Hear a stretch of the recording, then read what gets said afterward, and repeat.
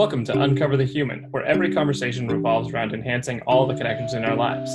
Whether that's with our families, coworkers, or even ourselves. When we can be our authentic selves, magic happens. This is Cristina Amigoni. And this is Alex Cullimore. Let's dive in. Welcome back to another episode of Uncover the Human. It's a host episode today, so hello, Cristina. Hello. I don't know what day it is. It's some day. I don't know. It's somewhere It's between, I think, Monday and the Friday. end times. That's even better. Monday and the end of times. Yes. Yes. I All think I we're know is somewhere that in I between didn't those go to two. bed until 1:30 a.m., so this is going to be an interesting recording. Yes, that's why we talk about the impact of And I non-human know leadership. I was not out partying until 1:30 a.m. I actually spent a lot of that time in a parking lot trying to get out of the parking lot after a show. Yeah, I mean, it would have been bad if you were partying, but if it's a parking lot, then that's fine.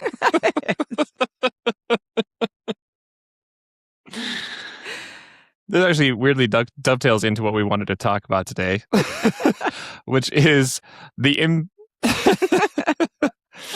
wanted to talk about the impact of non-human leadership. So what happens when you start to forget the humans? And we mean that from a very business sense in this case. Mm-hmm. What impacts the business? There's a lot of times where businesses feel like they have to tighten their belts, especially in economies like now where everything's a little bit shifty, everything's a little bit uncertain. Everybody's trying to make sure they are buckled down and ready to face the future. But the exercises we tend to go through to do that always tend to miss the humans. I mean, what about a human who's out until 1:30 in the morning? That has an impact on the next day. What happens if we don't take these things and allow them to be or figure out how to work with them instead of just trying to force something that never is actually true? What is the actual impact? So that's what we decided we'd discuss today. Yes. It does seem like that's the theme of our entire podcast in every single episode. So we're going to try to narrow it down. Well, yes, narrow is probably the wrong word. We're going to try to focus on the This is business tall order. impact. Yes, on the business impact, on the bottom line that everybody so venerates. I swear to God, there's got to be 1 billion pieces in cemeteries, little headstone that says, I increased our bottom line. Because given how much focus it's given on the bottom line of organizations, if that's not the goal and the meaning of life, I don't know what is. Yeah, that's what I look for when I walk through cemeteries. I'm like, who's had the greatest value return to shareholders? Yeah, I know. And also, on the, tighten the belts because the economy, blah, blah, blah, blah, blah. There's so much money in the world right now that it's not an economy problem. It's a hoarding problem. Oh, 100%. Yes, that's a good way of putting it. It is forced scarcity. It's not there isn't actual resource out there. It's that it is not flowing. Yeah. Which is a totally different problem. And it's also kind of a self-defining problem. The second people start to get wind of that, everybody starts to act like it's not flowing. Yes. Which then ends up in a vicious cycle of less and less flowing around. So it's really good. It's really good for humans everybody. Are great, and I'm glad we set this up. So back to the bottom line, which I do plan to have on my tombstone, because apparently that is the measure of success and the meaning of life is increasing the bottom line. Yeah. Mine's just going to be an outline of a bottom. And that's going to be my bottom line. I think the one good reason to talk about this right now is that you can get a lot of leverage out of focusing on humans that affects your bottom line, and you will lose a lot if you don't. And we bring this up because the bottom line is usually defined in some kind of P&L statement, and it's hey, here's where we are. When you look at the profit and loss statement, you end up with a bunch of line items that are things like, here's how much we spent on salaries, and they can split that out by department or whatever, and here's how much we spent on tools, and here's how much we spent in infrastructure for laptops or whatever that we're sending to people. Here's how much office rent is. And those are real costs. Those are all different line items. But when we look at a budget that way, we really kind of, it doesn't really tell much of a picture. It's just saying where money is going. There's no, you could be underpaying somebody who's performing incredibly well. You could be overpaying somebody who's performing incredibly poorly. It's just, you don't have any idea what's going on. And so people tend to look at, these spreadsheets and pie charts, and there are many companies which get a little bit too into the, oh, wow, look how much we're spending on people. Let's cut some people. Not only that, hurt all kinds of things. It's just not usually where the actual leaks are. It's not where the actual misspent money is going. Yeah. And we're not advocating for cutting both the the low performers that gets getting paid high, and the high performer that's not getting paid enough. Yeah. Cutting and replacing with AI, not the solution. Yes. As Salesforce will tell you in their most ashamed way. Yes. And many other companies that are not admitting it out loud. So let's talk about like some of the. But we can start with layoffs. We were in a company that promised things like a faster turnaround time to get onto the platform, and which was a differentiator for them. Except it didn't end up really ever delivering that way because it was too short a timeline for humans to adjust to what is essentially a large system change. So we would have customers that would try to do this, and then the actual implementation would go much longer than the thing, which means your budget for we can do this many projects a year is totally off because you still have people working on projects beyond when they were supposed to be working on them. But then the flip side was that we'd occasionally go through rounds of layoffs, at which point the institutional knowledge, the relationships in the middle of these projects would just vanish. And this was a platform that would take some time to like work up on, to understand. So the understanding of the platform, the understanding of the clients, the understanding of the project would all just disappear overnight, literally overnight. There would be times where you just go in and try and Slack somebody, and suddenly you're like, why does it say their account is archived? They're not here anymore. So it was never announced. It was just a disappearance. And this was not even just like externally they were managing expectations, but internally we didn't know. No, on both sides there was like lack of that. That's a direct example of, hey, you didn't think about the human impact for the people internally, because also everybody gets nervous when anybody gets laid off or fired, even if it's for cause.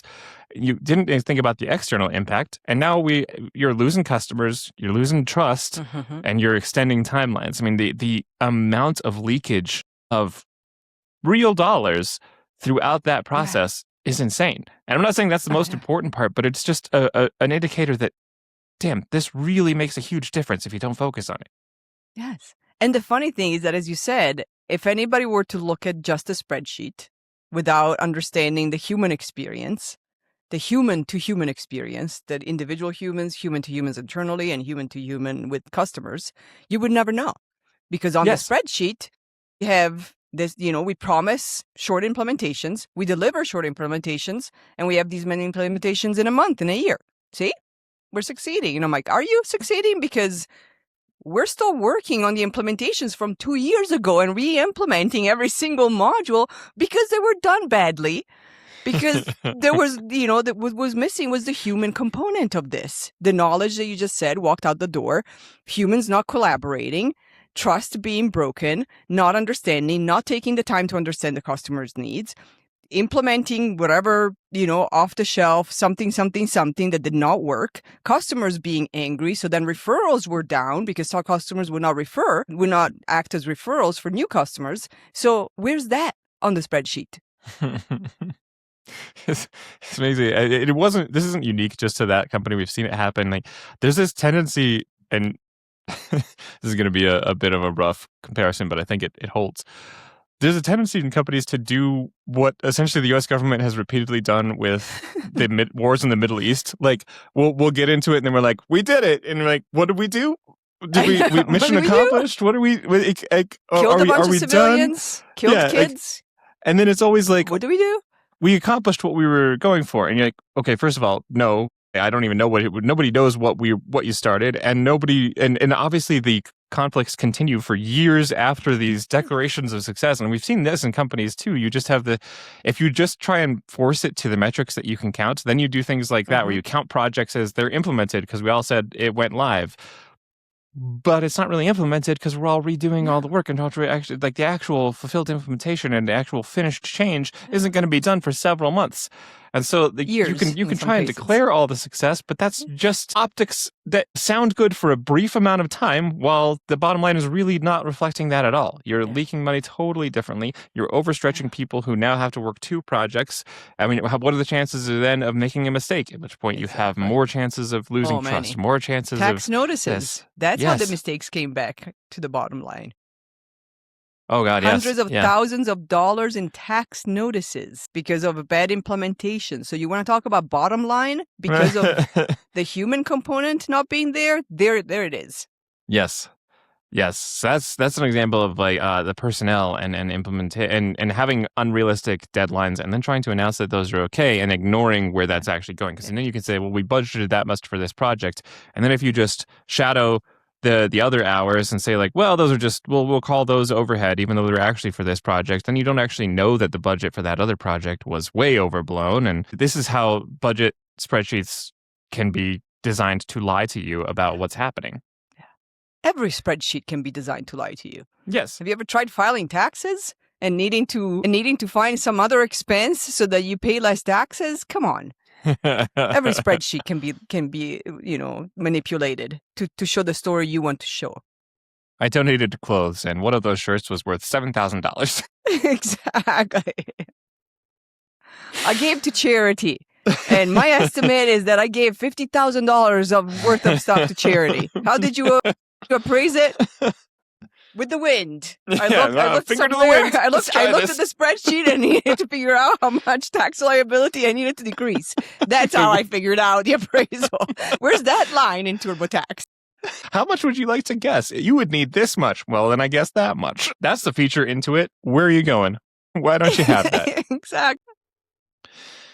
I think we we've talked about this before, but the consistent impulse is to look at the things that are easy to measure, and the things that are easy to measure are just not the high impact ones. And there's a couple things that might somewhat relate to it, and you do have to look at like your P&L from a general standpoint of like, are we losing money or are we gaining money?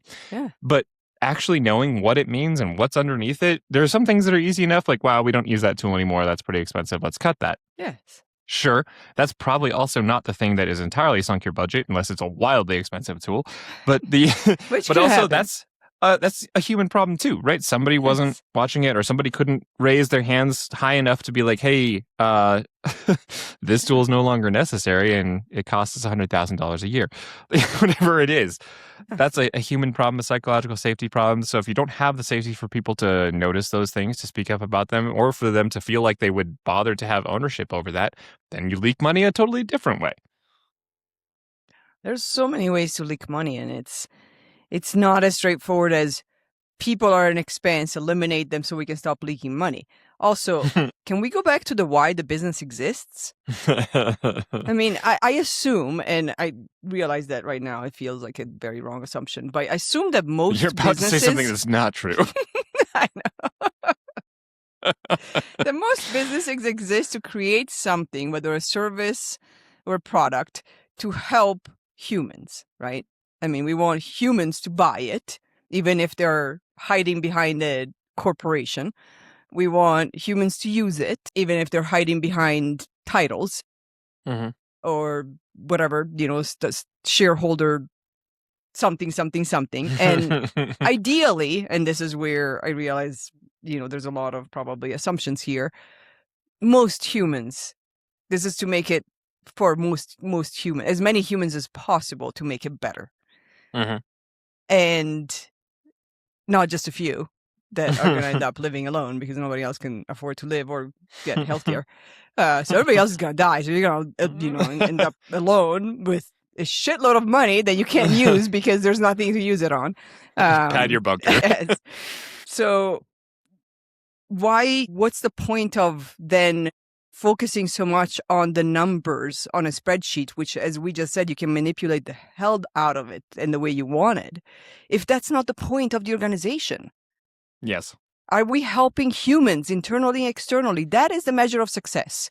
And in order to understand that, you need human leadership. You need to actually understand the human experience, and you need to measure the hard stuff, the stuff that can't be measured in a quarter, the stuff that can't be measured in a month, the stuff that can't tell you, oh, we increased random number that I want to put on the spreadsheet to make myself look good by this percentage. I'm like, if it's easy to measure, and I just heard a podcast with Simon Sinek that I really recommend everybody listen to. If it's easy to measure, you're not measuring the right thing. It's not actually telling you what's going on. And we've talked about this like a dozen times before, but the AI implementations where they're just like, we're measuring adoption, we're measuring usage, we're measuring that people are using it, and everybody was like, cool, I'll log in, ask one question to ChatGPT, I've used it, I'm done. Yes.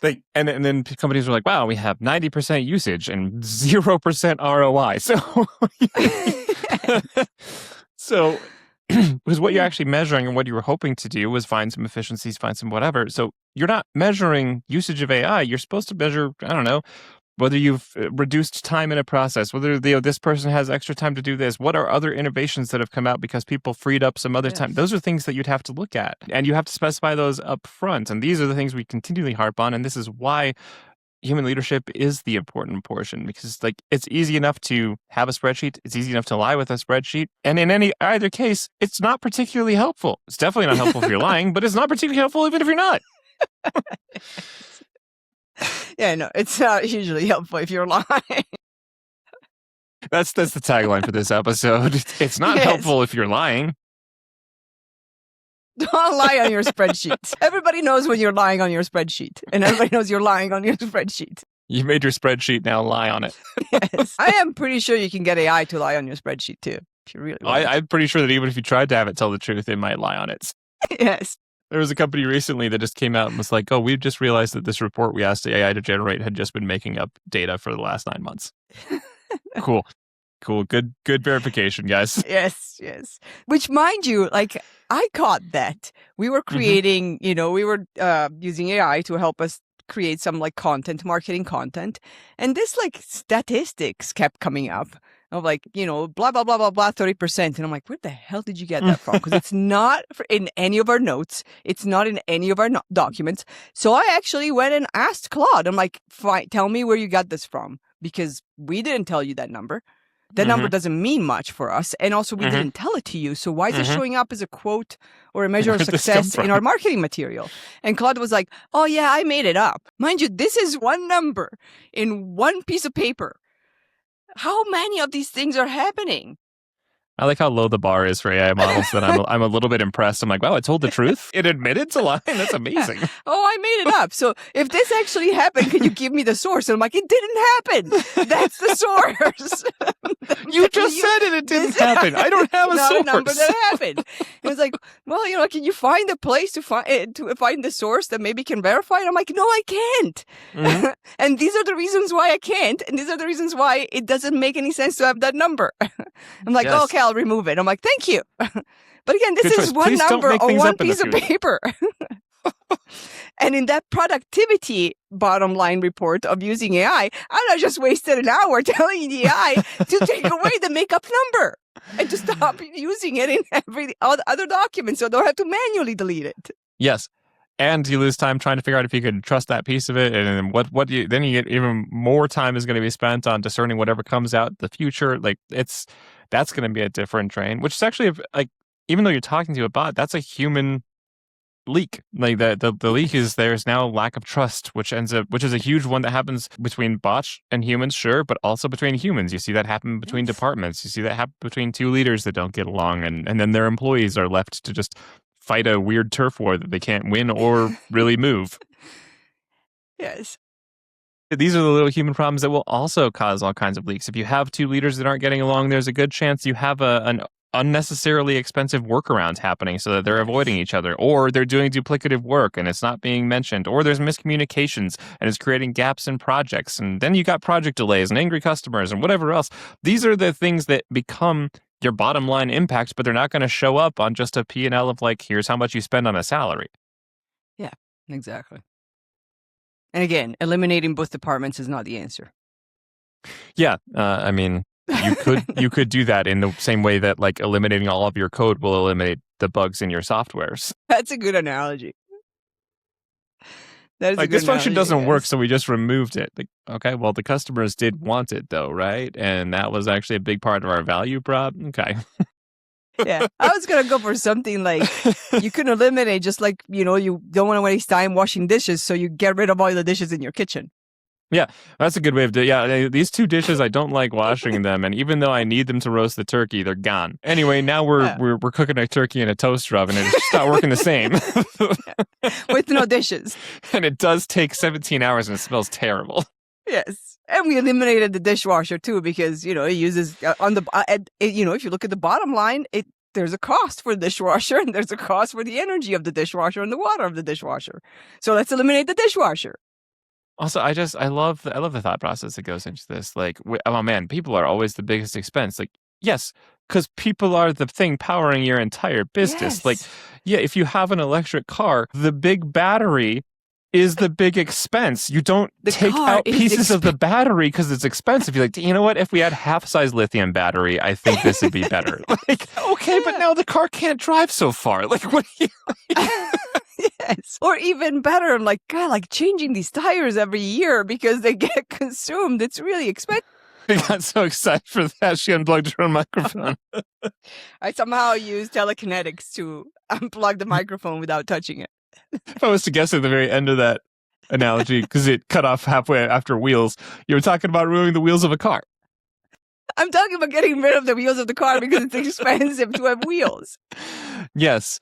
Yeah, this is like, if you don't know where your actual traction, and I'm not saying that like you don't have to replace the treads on those wheels. That's the same thing as like trying to improve teams. Yes, there's going to be inefficiencies between teams, but that's why you need human leadership. So you fix those inefficiencies, not eliminate the humans, and then you just, you don't have a business. So that's fun. Yeah, exactly. You just don't have a business.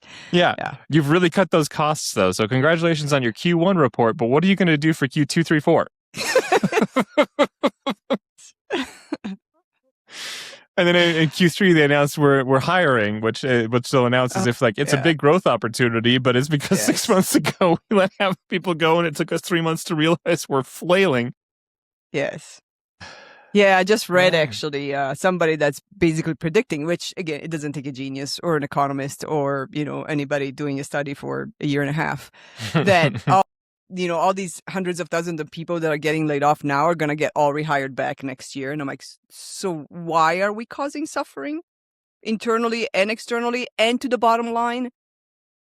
Because very briefly for one earnings report, it sounded good. Yes. And that was the earnings report right before the CEO's bonus was approved. So yes, because we need the stocks to go up, and stocks go up when you eliminate people, and they go down when you actually hire people and invest in people and R&D.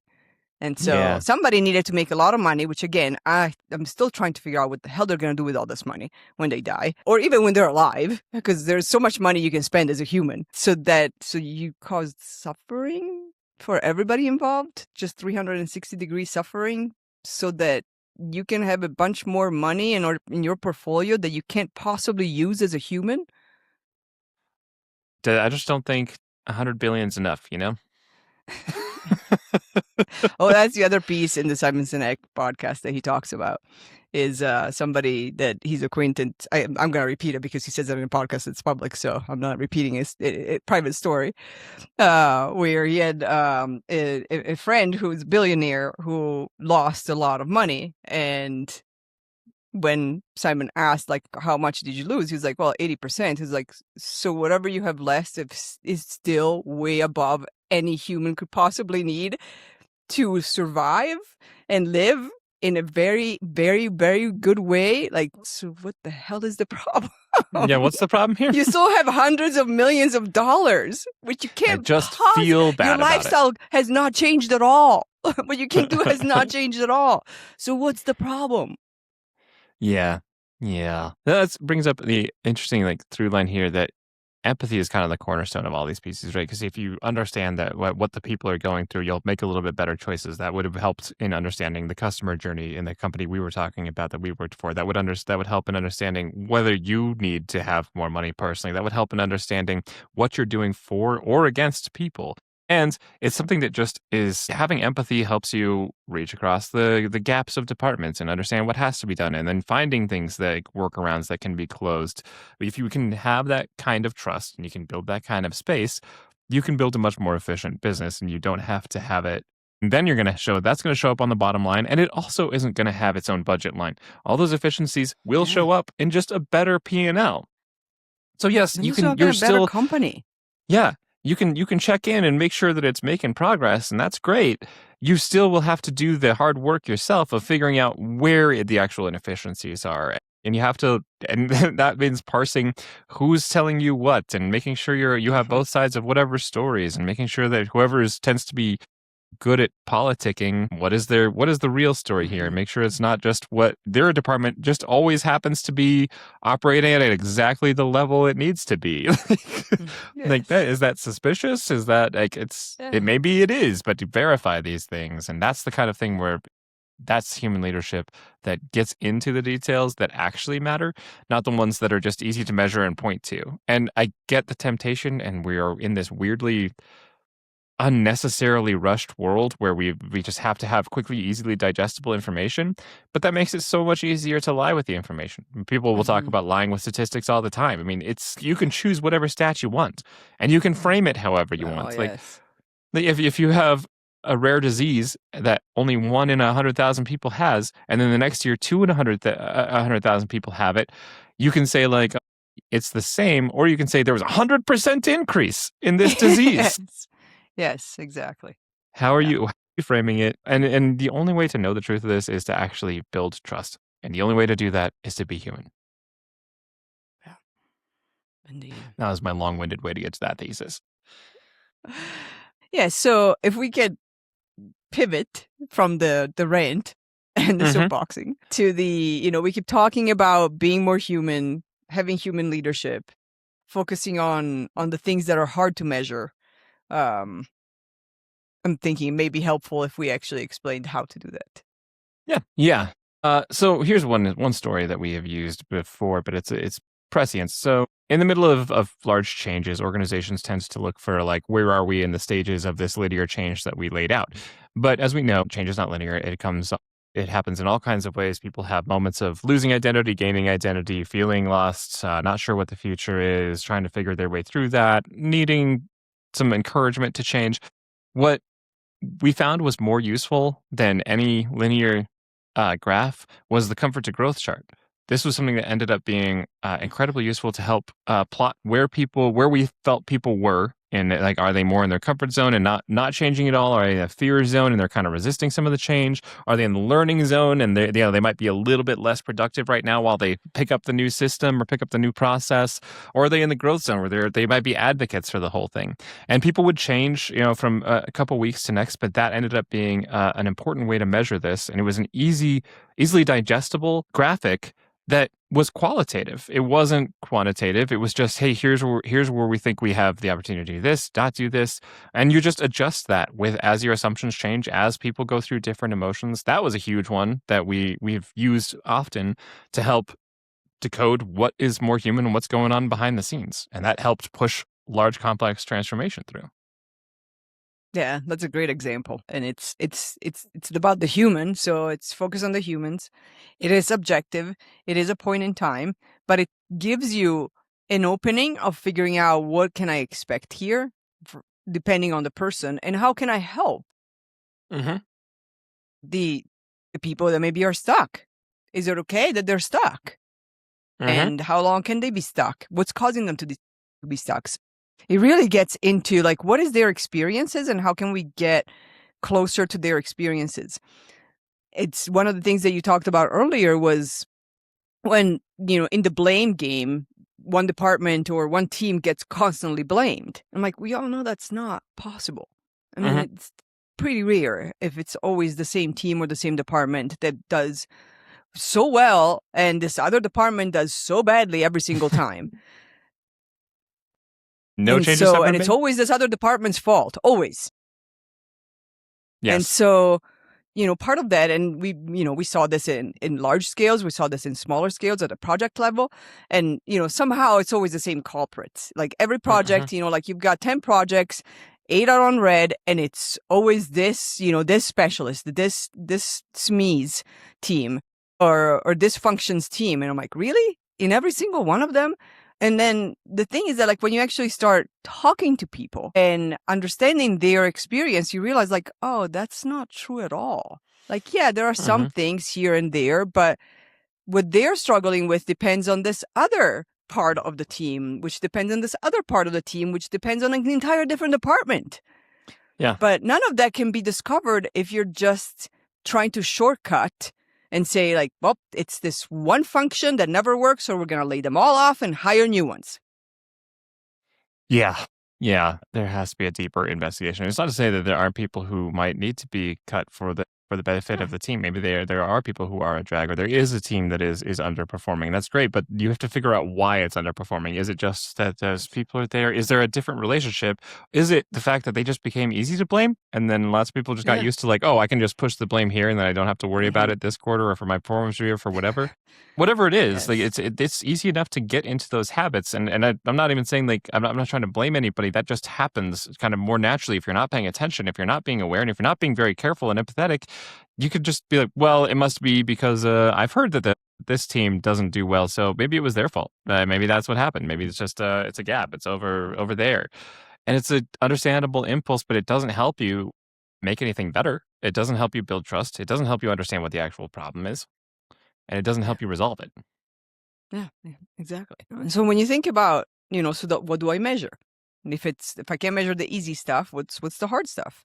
And some of the things that we've seen make a difference to the bottom line and to the entire business health are people talking to each other? Mm-hmm. Are people that you didn't talk to each other, are they now talking? Are you hearing less complaints about people not talking to each other? Do you have teams collaborating that didn't used to collaborate, and they are now collaborating because they did the human work, because as an organization, you did the human work with them to understand how to bring them together? That's a measure of success, because if two teams that didn't used to talk to each other now do talk to each other and collaborate, yes, having less complaints is a measure of success, because it means that projects are moving most likely quicker. There's less mistakes being hidden. Things are actually moving as opposed to circling and spinning. And that's where you start to see it on your bottom line. Like, oh, all the things that we said we were going to do, we're starting to do. We're getting closer to that. Oh, these projects happening. Oh, I'm having less issues brought to me that I shouldn't have to deal with. They should have been dealt with at a lower level. Like, great. Like, measure how much of your day goes to that, or think about how much of your day goes to that. Measure that against how it's happening now. What used to happen and what's going on now. Where's the trend, and what has helped with that? And that's your job as a human leader, is to go make sure the humans can function. Make sure all the things are more well oiled. Make sure you can diffuse tensions before they become a whole stop in the system. It's just like doing car maintenance. It's making sure that the pieces are running smoothly, and then listening for the times when they're not, and figuring out what has to be done, instead of saying like, it seems to be a problem with the engine, let's get rid of the engine. Yes. I don't want to keep washing dishes, so let me get rid of all the dishes. Yeah. I wouldn't have to wash dishes if I didn't have them. Exactly. So now I just leave the pot on the stove and just put my face right in it. I don't have a spoon. I don't have a knife. I have a straw and soup. I somehow open the faucet, hot water comes in, I put my mouth into it, I put some pasta in the mouth, and then I wait 15 minutes to swallow it. Does it take a while? Sure, but I don't have to do the dishes. Exactly. Dinners are 75 minutes long, and I get 6 bites in. I know. My electricity bill is lower. My water bill is lower because I don't have a dishwasher to run anymore because I don't have dishes. Yeah. Look at my P&L sheet. I mean, I would be able to tell you that if I weren't currently marinating some raw noodles in my mouth. So look at this financial success. Oh my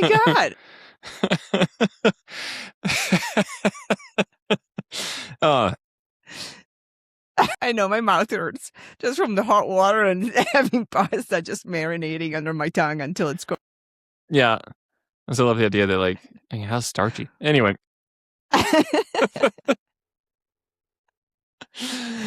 You've heard it here from the very calloused mouths. Focusing on the humans is not measurable as easily as you would like it to be. And it does impact the bottom line. Yeah. In many, many, many, many unseen ways. Yes, just because it's not measurable does not mean it's not having an impact, or not easily measurable. Yes. So go forth and try and go a little deeper, dig a little deeper, and realize that where you're losing money isn't where you think you're losing money. Exactly. It's not that simple. If it's simple, you're doing it wrong. And also, an investment in that is it can have a huge ROI. You invest in resolving conflict. You invest in leaders that can foster this kind of environment. Now you've got wheels turning in a totally different direction, and the P&L sheet looks a lot better. And it will also be for quote unquote unknown reasons because it's hard to measure it's hard to understand the exact impact of each piece of it. It's seeing it holistically and being like, oh, hey, we're moving in the right direction. Yeah. The ROI of investing in humans is huge. Yeah. The ROI of not investing in humans is huge the other direction. Yes, exactly. Yeah, it's a little bit like if you have an electric car and you have a charger in the garage for it. Investing in humans, the ROI is that now you have a bigger charger, a stronger charger, and your car is charged in 20 minutes instead of 24 hours. So now you can drive to more places. You can use it more frequently. You don't have to keep waiting for something. You can get to do what you need to do without having to now stop at a supercharger somewhere else because your home charger, which you didn't invest on, it's not fast enough. Yeah. That's the same. It's like, now sure, you have time like, being spent. Yeah. plug your car in a normal outlet if you want to, because you don't want to spend the extra money for a bigger charger. Yeah. What you can do is it feels limited. like a big upfront cost, but then what if that's way more efficient? Both you gain time on the other end. You gain maybe it's a more efficient charger. Like yes, it costs you $1,000 or something like to install the outlet and put this new charger in. Maybe that's the upfront cost, and it does feel like sticker shock looking at that upfront cost because these savings are hidden because it's those hours that you save not finding a supercharger. Maybe it's a more efficient charger and you're actually saving more on your energy bill over time. Yes. Whatever it is, there's little pieces that if you invest in that, that's what you get, and it will be a greater ROI than what you spent. But if you're unwilling to go through the sticker shock phase, you'll never get there. Yeah. So invest in humans. Yes, invest in your people. Who are humans? The humans people. People, most likely humans in your company. Yes. And thanks for listening. Thank you.